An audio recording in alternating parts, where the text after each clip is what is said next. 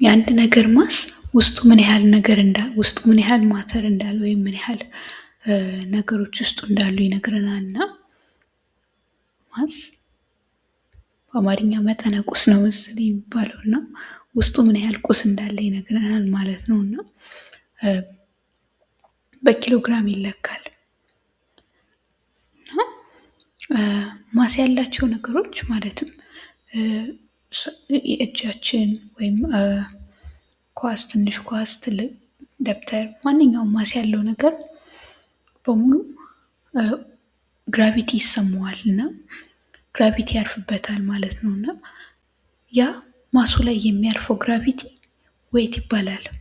ዌይት ማስ ላይ የሚያርፈው ግራቪቲ ነው እና ማስ ላይ የሚያርፈው የግራቪቲ ፎርስ ማለት ነው ዌይት የሚባለው ላይ የሚያርፈው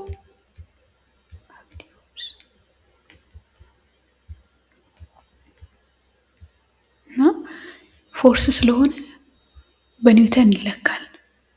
ይሄኛው ማስ በኪሎግራም ሲለካ ዌይት ግን በኒውተን ይለካል። እና ዌይታችን በመሰረቱ የሚነግረን ምን ያህል ግራቪቲ ማሱ ላይ እንዳለ ነው። እና ግራቪቲ መሬት ላይ 9.8 ሜትር ፐር ሰከንድ ስኩዌር ያህል አክሲለሬት ያደርገናል እና ወደ መሬት ሴንተር ነው አቅጣጫው። የግራቪቲ አቅጣጫው ወደ ነገሮች መሀል ነው እና ሴንተር ትዋርድ ሴንተር ነው።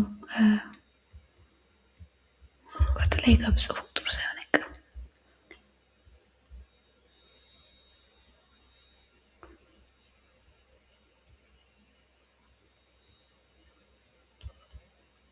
ግራቪቲ አክትስ ትዋርድ ሴንተር እና ወደ መሬት መሀል ማለት ነው ሊወስደን የሚሞክረው እና መሬት ላይ ይሄን ያህል ጠንካራ ነው። 9.8 ሜትር ፐር ሰከንድ ስኩዌር ነው። ወደ ጨረቃ ጋር ብሄድ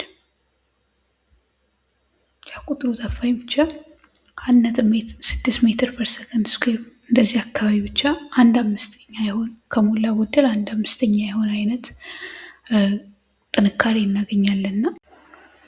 እና ያ ማለት አንድን ቦክስ ወስጄ ወይም አንድን ብርቱካን በወስድ እና ወይም አንድን ኳስ ነገር በወስድ እና 1 ኪሎ ይመዝናል ብል ያ 1 ኪሎ ኳስ መሬት ላይ 9.8 ኒውተን ፎርስ ያጋጥመዋል ይሰማዋል። ጨረቃ ላይ ደግሞ 1.6 ኒውተን ፎርስ ይሰማዋል ማለት ነው። ማሱን በግራቪቲ አባዝቼ በዚህ ጋር ባለው ቁጥር አባዝቼ 1 ጊዜ 9.8 እንዲሁም 1 ኪሎ ግራም ሲባዛ 1.6 ሜትር ፐር ሰከንድ ስኩዌር 1.6 ኒውተን ይሰጠናል ማለት ነው። እና እንዳለሁበት ቦታ እና እንደ ግራቪቲው ጥንካሬ የተለያየ አይነት ፎርስ ስለሚያርፍብኝ የተለያየ አይነት ዌይት አገኛለሁ ማለት ነው። እና ዌይት ባለውበት ቦታ ይወሰናል። ምክንያቱም ምን ያህል ግራቪቲ እንዳረፈብን ስለሚነግረን። በአንጻሩ ማስ ወይም ክብደት ማስ መጠነ ቁስ ነው መሰለኝ ዌይት ነው ክብደት ካልተሳሳትኩኝ። እና ማስ ያው ብርቱካን ውስጡ ያለው ነገር የትም ቦታ ወስዶ እዛ ውስጥ ያለው ነገሮች አተሞቹ በሙሉ እንዳሉ ናቸው እና 1 ኪሎ ግራም የሚሆን ነገር ውስጡ አለ። የትም ቦታ ወስዶ ውስጡ ያለው ነገር አልቀየርኩትም። ስለዚህ ማሱ 1 ኪሎ ግራም እንዳለ ይቀራል ማለት ነው። ማሱ አይቀየርም። ዌይቱ ግን እላዩ ላይ የሚያርፈው ፎርስ ስለሆነ እንዳሳራፊው ጥንካሬ የተለያየ ይሆናል ማለት ነው። ማስና ዌይትን ለመለካት ወይም የአንድን ነገር ማስ ለመለካት 2 አማራጮች አሉን። አንድም ቀጥታ ራሱን ሄዶ ማስን መለካት። ለምሳሌ 2 ሚዛን እንደዚህ ቢኖረኝ እዚህ ጋር 1 ኪሎ ግራም እንደሆነ የማውቀውን ነገር አስቀምጬ ልመዝን የፈለኩትን ነገር እየጨመርኩ እየቀነስኩ እኩል እስከሚሆኑ ድረስ ማየት እችላለሁ በማነጻጸር። እነዚህ እኩል ሲሆኑ እኩል ክብደት ቢኖሩ ነው ብዬ ቀጥታ ማሴን ለካው ማለት ነው። ማስን ቀጥታ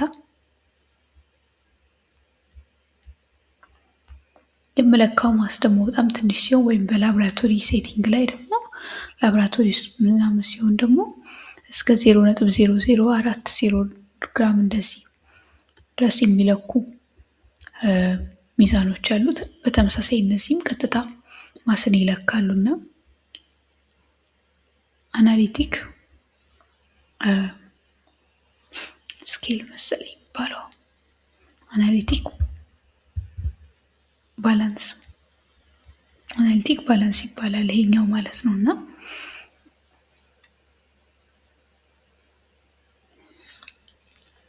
እንደዚህ ማስን በቀጥታ መለካት እንችላለን። አሊያም ደግሞ ያለንበት ቦታ ምን ያህል ጥንካሬ እንዳለው ካወቅን ደግሞ ዌይቱን ለክተን በጥንካሬው ማካፈል እንችላለን። እና በአብዛኛው ገበያ ላይ የምንጠቀማቸው ሚዛኖች የተሰሩት እንደዛ ነው። እና ለምሳሌ እዚህ ጋር ይሄኛው እንደዚህ ባለ ስፕሪንጉ የሚንጠለጠለው ተንጠልጣዩ ሚዛን ላይ ተንጠልጣዩ ሚዛን በራሱ የሚለካው ምን ያህል እየተጎተተ እንደሆነ ነው።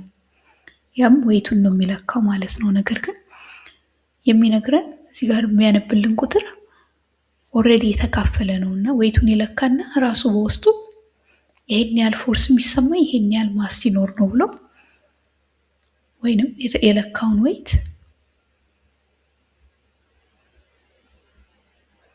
በመሬት ግራቪቲ ጥንካሬ ወይም በ9.8 ሜትር ፐር ሰከንድ አካፍሎ ኦልሬዲ እዚህ ጋር ተጽፎ የምናየው ቁጥር እንደዛ ነው ማለት ነው። ራሱ ግን የሚለካው ምን ያህል እንደተጎተተ ነው ወደታች።